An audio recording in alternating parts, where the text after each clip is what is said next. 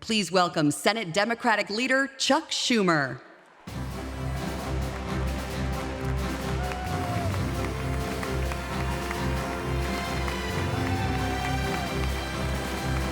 Hello, everybody. Hello, AIPAC. 18,000 strong. Well, it's great to be here among friends. I want to thank your great leadership, Mort Friedman and Howard Corr, Esther Kurtz, Lillian Pincus, and of course, my fellow New Yorker, Bob Cohen. They sweat blood and tears for Israel every day. Thank God we have them here. And I want to thank all of you for being here and caring. Now, to start, I'd like to talk a little bit about my family. I know so many of you for so long, you're like family to me. Now, this year has been filled with several simchas for the Schumer family.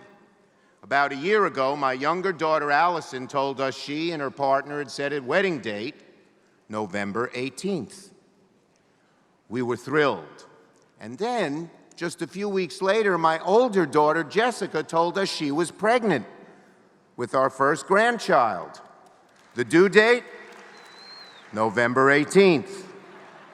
We prayed that the baby would be early or late, and God listened to our prayers because a very pregnant Jessica joined our family for a beautiful wedding in Brooklyn, and a few days later, Noah Melvin Schumer Shapiro was born.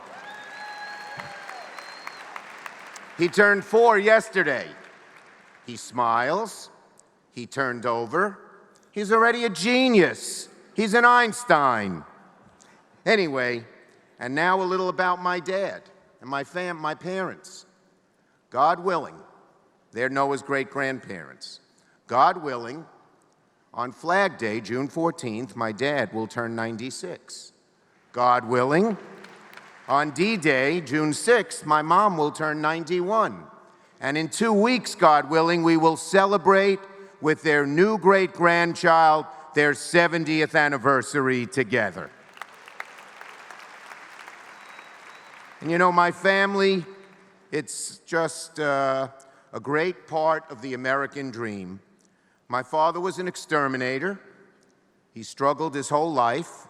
My sister once sent him a Father's Day card that said, "Dad, we're the only family that associates the smell of DDT with love," because he came home from work smelling of all the chemicals.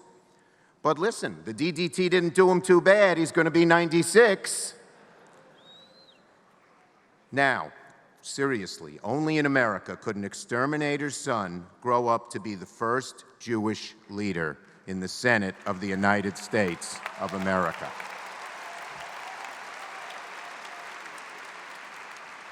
So, my friends, as I reflect on my growing family, I can't help but think of what kind of society we're going to leave to the next generation and the generation after that. Tonight, I wish to speak personally about my support for Israel, the need to maintain a strong bipartisan relationship, and the threats, the very real threats, that Jewish communities across the globe are facing. The security of Israel is and has always been in America's national interest. But I fear too many of our younger generation don't have the same understanding of the threats facing Israel as my generation did. They don't know that as long as Israel has existed, she has had to defend herself from enemies who seek to wipe her off the map. That's a fundamental problem we must confront head-on. Now, that's certainly not true here at AIPAC. Our young people know the story and the importance of Israel, and I know that there are several thousand students here. Tonight, students, stand up. Let us applaud you for being here and helping the cause of Israel. We need you and love you.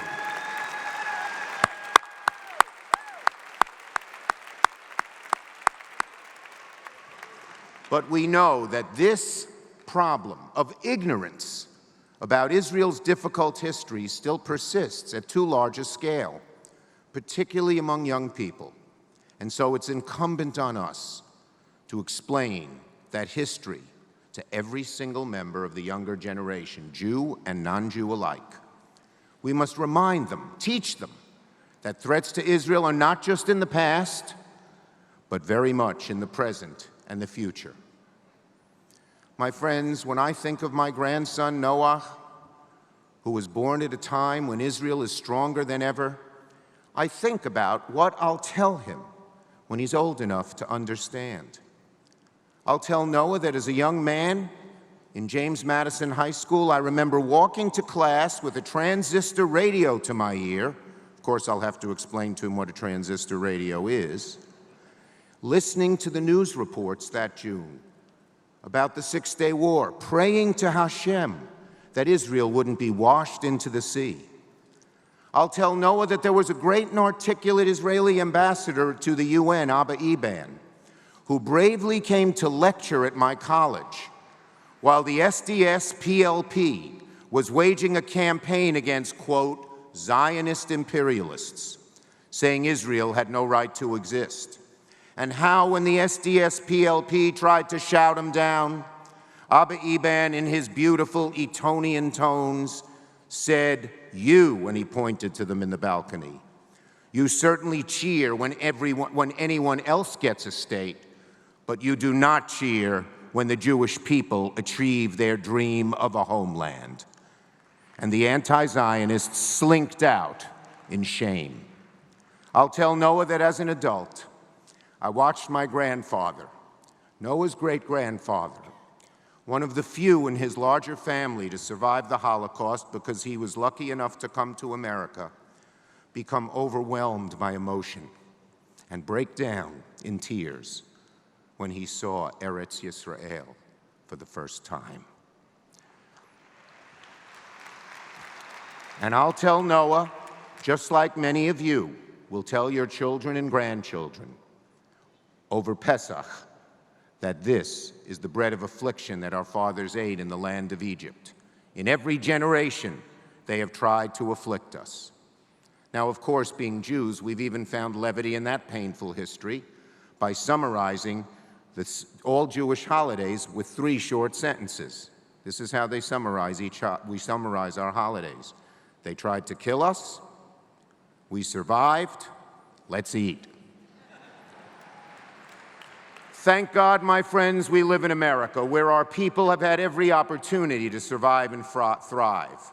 And thank God that after 2 millennia of wandering the desert, the Jewish people were finally able to return to the land of milk and honey, Eretz V'Chalav U'Davash, where they can live in freedom and raise families in relative peace. There's no question the Jewish people have come a long way in the past 70 years, but I still feel a great deal of anxiety, as I know all of you do in this room, looking at a world today where threats to the Jewish people in the land of Israel are growing and have been for some time. So we must remind all young people that Hezbollah still can and wants to send rockets into Israel, bringing death and destruction to civilians, that Hamas still builds tunnels on Israel's southern border to kidnap and kill, and that the Iranian regime still plots to undermine Israel in every way. Anyone, young or old, who thinks these threats to Israel aren't real should just read today's newspaper. Just this morning, a rocket from Hamas-controlled Gaza struck and destroyed a home north of Tel Aviv in Mishmeret, injuring several people, including 2 infants. Our prayers are with them. Hamas said the rocket this morning was sent, they said, by mistake. They made the same claim 2 weeks ago when 2 rockets were fired at Tel Aviv. And what about the barrage of rockets that Hamas fired into Sderot just a few hours ago? Were those a mistake too? Israel has every right to respond, just as any other nation, including our own, would. Some voices will condemn Israel for responding, But no government can allow its civilians to be subject to rocket attack time and time again. And I stand shoulder to shoulder with the people of Israel, condemning those attacks and doing what they must to defend their homeland. Hamas, Hezbollah, Iran, none of these enemies darkening Israel's door believe that a Jewish state in any form should exist. We must never forget that. And my friends, to do all this, we must keep the U.S.-Israel relationship bipartisan. We can only hope to defend Israel, yes, bipartisan, both parties side by side. We can only help to defend Israel from these threats so long as we maintain a united front, Democrats and Republicans together. This has been a mission for me. I'm proud that the overwhelming majority of Democrats are pro-Israel and have always been. Let me give you some examples. Just from this past Congress, because Democrats in the Senate strongly support Israel. Democrats overwhelmingly, almost to a person, supported the Memorandum of Understanding, enshrining American military and security assistance to Israel for years to come. We're reminded of the importance of that support whenever rockets are indiscriminately fired at civilians. The Iron Dome system that helps shoot those missiles out of the sky exists in part due to the long-standing bipartisan support of Congress. Democrats overwhelmingly supported a mission of mine, the Taylor Force Act, which prevents American dollars from benefiting the Palestinian Authority until they stop payments to those who commit brutal acts of terror. Every single Democrat, every single one of the caucus signed a letter to the Secretary General of the United Nations expressing concern about their vicious anti-Israel bias. And Democrats unanimously supported the United States-Israel Security Assistance Authorization Act. Now, it happened to be blocked by a Republican senator, but it would be wrong to say he represents the entire Republican Party, and I never will.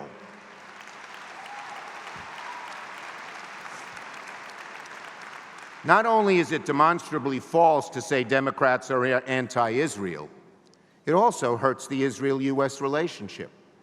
Plain and simple, the Democratic Party supports Israel, and we will continue to do so, and we will maintain that bipartisan relationship through thick and thin. Israel depends on it.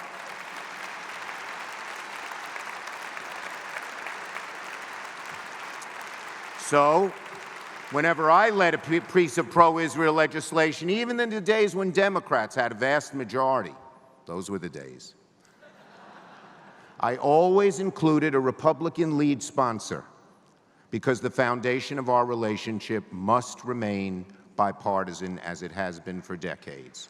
And I tell you this, those who seek to use Israel as a means to scoring political points do a disservice to both Israel and the United States. Our politics may be more polarized than ever, but it's incumbent upon all of us who care about U.S.-Israel relationship to keep it bipartisan. We must pledge to one another that we'll keep the polarization of Washington away from poisoning the bipartisan support that Israel has always enjoyed. My friends, we also must continue to stand firm against the BDS movement.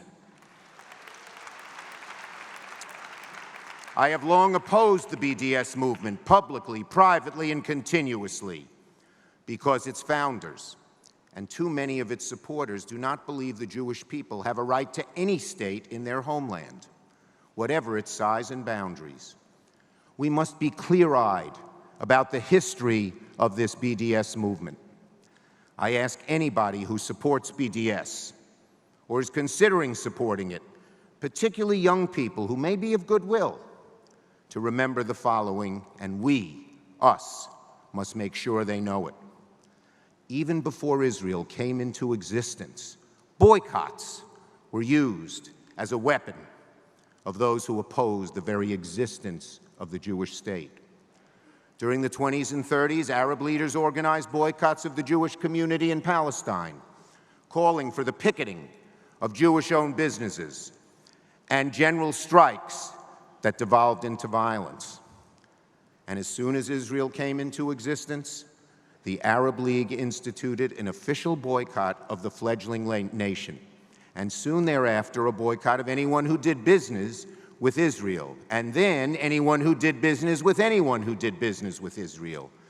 Some of you my age will remember, in those days we were so proud of Air France. Every other airline boycotted Israel and wouldn't fly there. But only Air France would fly to Israel. All the others were participating in the Arab boycott. We must never go back to the days when major companies boycott Israel as they did in the 50s and 60s. And more than 30 years would pass because the Arab League boycott was broken by Egypt. And still today, there are nations that actively enforce a primary boycott of Israel. BDS must be understood first and foremost as the next chapter of this troubled past. Make no mistake about it.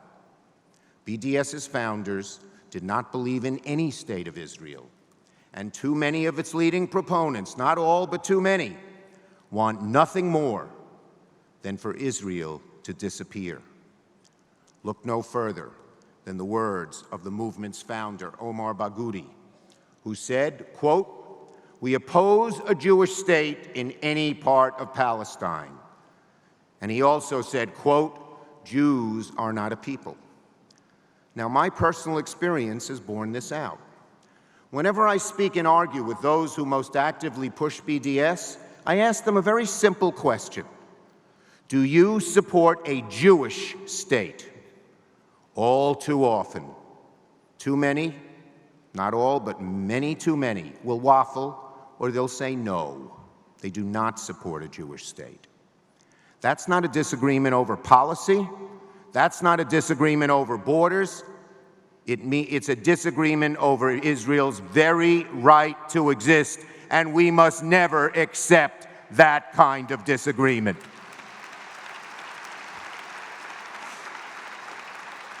So from the moment Israel drew her first breath until this very moment, Israel has long been threatened by boycott movements. And I will always stand with Israel against those who seek to do her harm by boycott or by any other means. Now, just as we must educate the world about the true origins of the BDS movement, so too are we called on to confront a greater and more ancient threat to the Jewish people: anti-Semitism. That poison, the same poison that chased countless Jewish people from Europe and killed so many who remained, the same poison that scattered the Jewish people to the winds and made us foreigners in our own countries, that same poison cannot be allowed to fester here. In the last decade, there's been a resurgence of anti-Semitism in Europe, where it always seems to live and grow deep in the soil. But now, in the past few years, there's been a resurgence in America. Just last October, we watched in horror as the single greatest massacre of Jews on American soil was perpetrated by an anti-Semitic, white supremacist terrorist in Pittsburgh. Sadly, between 2016 and 17, the U.S. saw the largest increase in harassment, vandalism, and assault of Jews and Jewish institutions. I, like you, feel the same dread, the same alarm that past generations of Jews have felt when anti-Semitism rears its ugly head and begins inevitably to walk hand in hand with violence against Jews. When we read about Jewish cemeteries defaced by swastikas, when we watch white supremacists march down the streets of a proud American city chanting, "Jews will not replace us," and burn it down outside a synagogue, or when we hear about a man who walks into a kosher grocery in Paris to murder Jews. When we see or hear anti-Semitism, we have a solemn obligation not to hold our tongues or parse our language, but call it out with courage, with clarity. When someone names only prominent Jews as trying to buy or steal our elections, we must call it out. When someone says that being Jewish and supporting Israel means you're not loyal to America, we must call it out. When someone looks at a neo-Nazi rally and sees some very fine people among its company, we must call it out. When someone suggests that money drives support for Israel, we must call it out.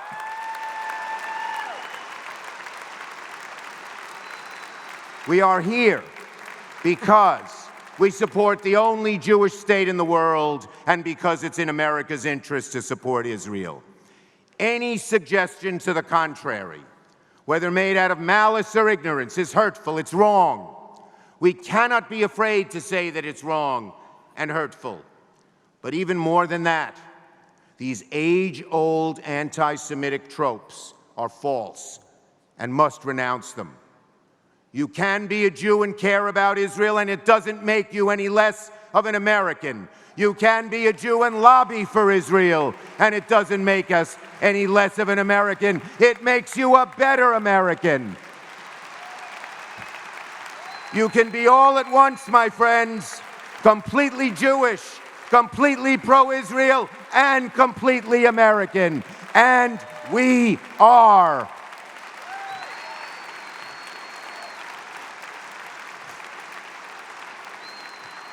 That is what makes this country so exceptional. To say anything otherwise is completely false, has no place in our public discourse. So we must call out anti-Semitism whenever we hear it, from wherever it arises. It has become too prevalent in our politics to identify anti-Semitism only when it comes from political opponents.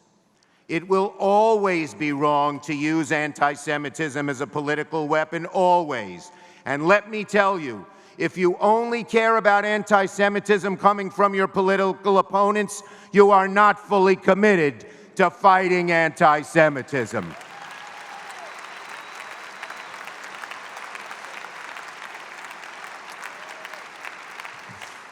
So, my friends, in conclusion, this matters a great deal. The fact that today we must once again face down the ancient poison of anti-Semitism is a reminder of what Israel has meant to the Jewish people. It reminds me of what Israel meant to me, long before my name ever appeared on a ballot, long before I ever thought of being an elected official. As a boy, I grew up hearing stories of my great-grandmother, the matriarch of our family. In 1941, when the Nazis invaded Ukraine, then part of Galicia, they asked my grandmother to gather her children and their children on the porch of her home. They said, "You come with us." She said, "We will not leave." And they gunned down all 17 of them from age 1 to age 81. Now, as a proud grandfather myself of Noah, I carry with me the stories of 5 generations of Schumers. Schumers who did not escape the Shoah, and those who did, including my grandparents, who, feeling persecution, found sanctuary on these wonderful shores, where, because of the tolerance and openness and opportunity that courses through all American life, their grandson could stand before you as the highest elected Jewish official ever in America.